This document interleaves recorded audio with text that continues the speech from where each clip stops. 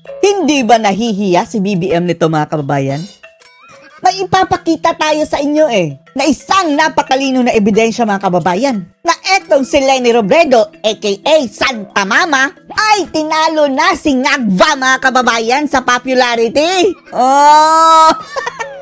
Kung dati-rati pinakain ng alikabok ni BBM mga kababayan itong si Leni Robredo at rockstar si Ngagva dati mga kababayan. Ngayon, nakita nyo namang lahat sa mga paglilibot ni BBM mga kababayan kung saan-saan. Sambako lahat ang mukha ng mga tao mga kababayan. Wala man lang pumalakpak at kung meron man, pinilit pa. Habang itong si Santa Mama mga kababayan, sabi, parang artista. Kaya masasabi natin na tinalo na, lutang, si Ngagva. Sa popularity mga kababayan, panoorin niyo po ha. Ayong gabi, Iloilo! Pakinggan nyo ha? Oh! Wow! Wow, wawi! BBM! BBM! Tanglo! Maraming salamat. Hindi na yan matitikman ni BBM mga kababayan. At least itong mga kakampik mga kababayan, consistent sila sa pagsuporta kay Santa Mama, Leni Robredo. Hindi katulad ni BBM mga kababayan, dati-rati aparo tayong baliw, BBM, Viving ganyan mga kababayan. Ngayon, andyan na sa harapan mga kababayan, parang namamaypay pa yung ilan. Pero si Lutang, si Madam Leni mga kababayan, andyan pa rin Solid na solid pa rin ang kanyang taga-suporta. Salamat! Maraming salamat grabe sa inyong lahat. Masasabi natin mga kababayan, hindi yan binayaran. Legit ang kanilang cheer mga kababayan.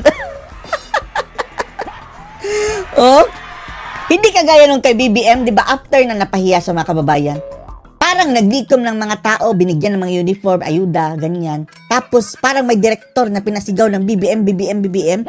Tapos nung nagsalita na si BBM, salamat, wala na sumigaw after mga kababayan. Di ba dapat hindi yan diretsyong tahimik? Mayroon pang sigaw ng mga after effects mga kababayan Kay BBM, halata masyadong napilitan yung mga taong sumigaw na nabigyan ng ayuda. Pero eto kay Leni mga kababayan, legit.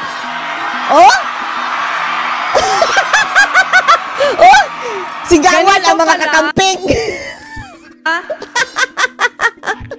Tapos ang sabi ng mga kakamping, mga kababayan, nagsisisi na kayo. Ay, Diyos mio. Kung alam lang namin, hindi rin namin iboboto si Leni Robredo dahil sana nalaman natin ng maaga tapos tumakbo si Sara. Siguradong panalo si Sara. O kundi man si Sara, kahit pa si Bongo o si Bato. Kung alam na natin ang abilidad niyang si BBM, ugali. Doon na tayo kay Bongo at Bato kung hindi tatakbo si Sara Duterte. Hindi rin mananalo na yung si Lutang mga kababayan. Pero subalit tatapwat kung dalawa na lang sila. BBM at si Leni Robredo.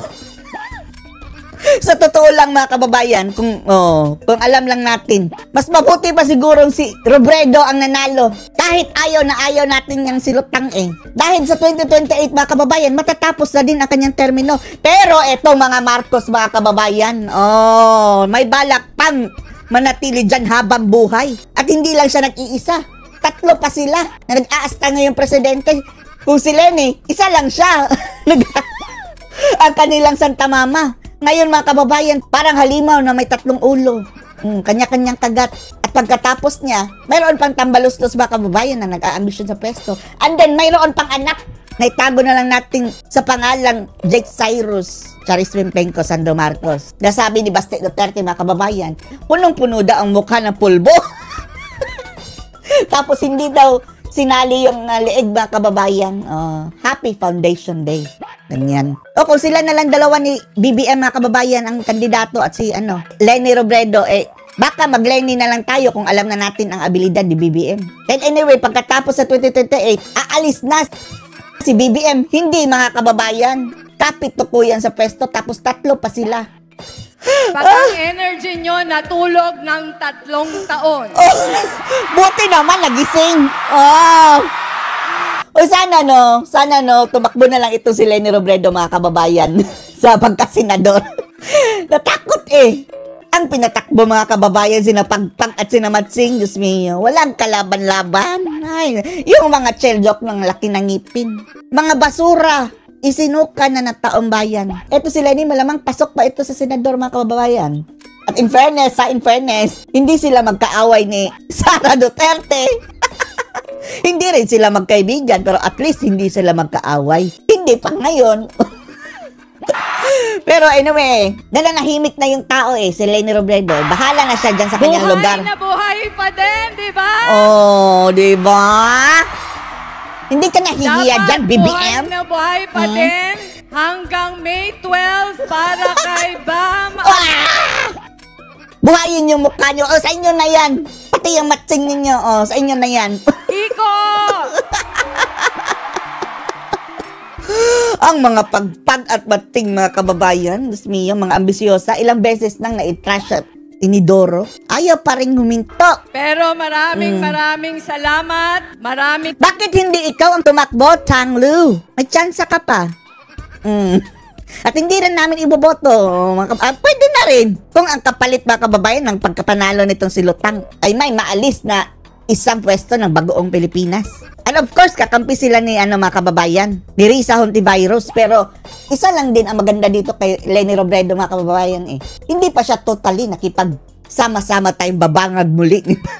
Ni BBM, buti naman. Pero sa oras na sama-sama na itong babangag muli, umanda ka sa amin. Mababalatan ka na naman ng buhay. Sa napakainit na pagtanggap sa amin, mula pa kahapon. Kahapon pa pala. Non-stop kayo makakamping. Hanggang ngayon. Walang kapaguran na ikampanya ang kanilang mga kulelat na kandidato mga kababayan. Parang hindi kayo iniinitan. Ang alam namin iniinitan ang ulo si BBM. Mainit ang ulo dahil bakit rockstar ka pa rin daw sa mga kakamping mo, Lenny? Samantala si BBM, sinuka na ng taong bayan. Hangin ang kinakawayan mga kababayan, wala man lang nag-respond.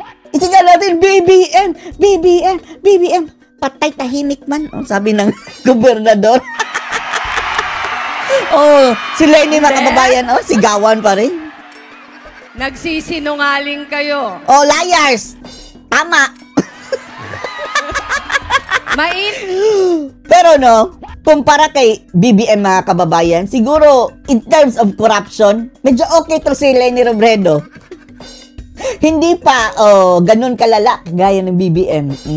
Pero ewan lang din natin mga kababayan Lumalabas kasi mga kababayan, parang nagiging tauhan lang itong si Leni Robredo.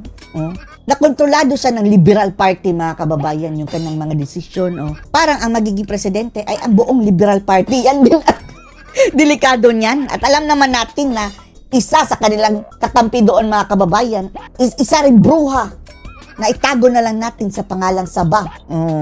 Yan ang problema. Mainit na mainit, di ba? Kasing init ng ulo ni BBM. Ipakita nyo ito mga kababayan kay BBM. BBM, ang kalaban mong nilampaso mo dati, rockstar na ngayon. Mamahal ng Iloilo. Hindi, iniwan na kanyang mga taga-suporta mga kababayan. Amen. Anyway. Marami pala sila dyan mga kababayan dahil maraming artista. Pakita natin mga artista ha. Sino ba itong mga Poncio Pilato ito mga kababayan, ang mga artista ito? Sila OG Diaz mga kababayan. Artista pa ba ito si OG? Loyal na kakamping to. In fairness, ang yaman niyan mga kababayan. Kaya maraming tao din mga kababayan. Pero in fairness marami talagang legit na supporter pa rin si Leni Robredo. Anong masasabi niyo dito, BBM? Ang matching, tingnan niyo mga kababayan, Huwag niyong panoorin dahil mauumay na naman kayo, baka umiyak na naman yan. Ano masasabi niyo dito mga kababayan? Post your comments below.